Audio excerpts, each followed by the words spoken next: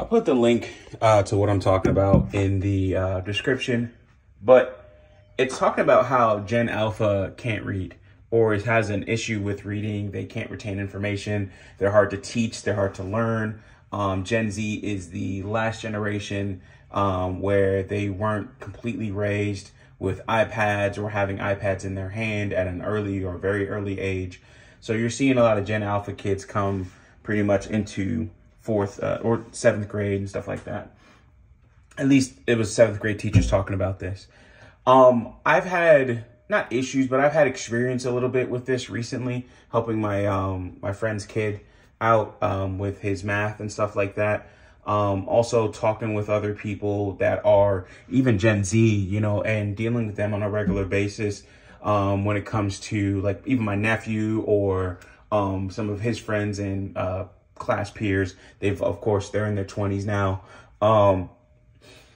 And we got to spend time with the kids. And this is quick. And this is what I did with my nephew.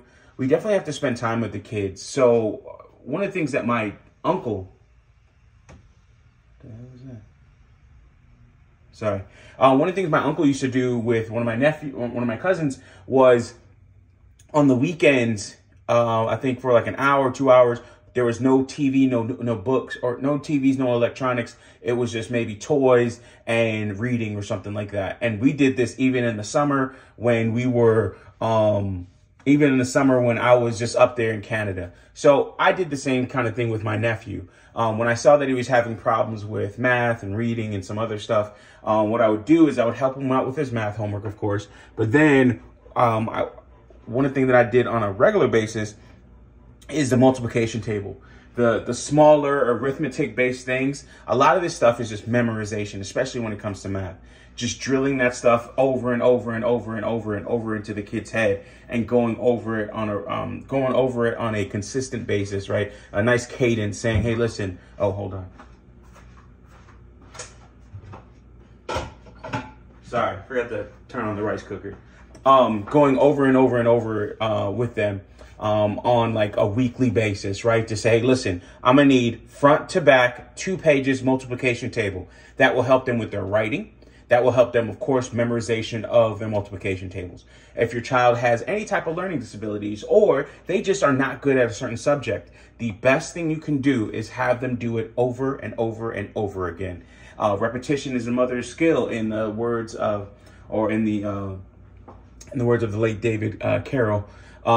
He always said that, like in terms of his videos and the content that he put out. But you know, repetition is really the mother of skill, because if you do it over and over and over again, it becomes memory. It becomes something that is just infused in your being, so to speak. So I definitely think it's something where, you know, if you're having any kid where they're having an issue learning something, you know, take the time and make sure that they put time aside, or make sure you put time aside out of their weekends or what have you. And honestly, an hour, bro, an hour does so much for a child in terms of doing things like this. If you just spend 1 hour with them a week, I mean, they have their regular school stuff, but I'm talking like the fundamentals, the basics. 1 + 1 = 2. 2 + 2 = 4. 2 × 3 is 6. 12 × 12 is 144. 11 × 11 is 121. 8 × 8 is 64. You know, like just going through it like that. And you know, if you help, and those are the easier numbers, right? Like, you know, the obscure ones are like 8 × 9 is like 72. And then then you start teaching them little tricks like, okay, if 8 × 8 is 64, right? What is 8 × 9? Well, you know, like that's 8 × 8 is 64 plus another 8 is like what, 72? You know, like you just keep on, you do little things like that. It's like, what do you know? And then how can you bridge that gap? And it's doing little things like that that I think is missing, where a lot of people, you know, people aren't doing that with their kids. Also, they're letting these tools such as Blackboard or any other school-led or school-backed tool teach their kid. And it's just like, hey, listen, do a little bit more with them. And it doesn't even take much, really. And then you can even do things like, hey, read with them for like an hour or something like that, or have them read aloud to you for an hour, especially if the child has an issue with reading, any type of reading disability or something like that, where they have an issue in terms of pronouncing words and stuff like that. you have them read it aloud. One, that will help them with, reading aloud to other people and reading in front of people. And then two, it'll help them, help you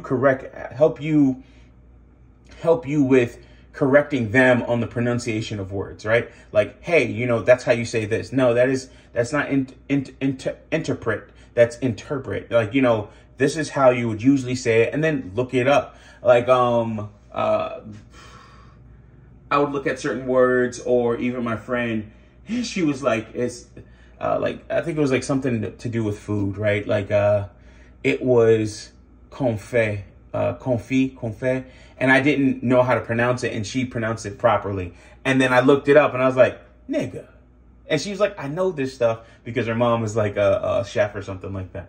But it's things like that where if you don't hear someone else or hear the pronunciation of that word on a regular basis, because I still don't even, like, she said it and I don't know which one she said. I always say confet or confit.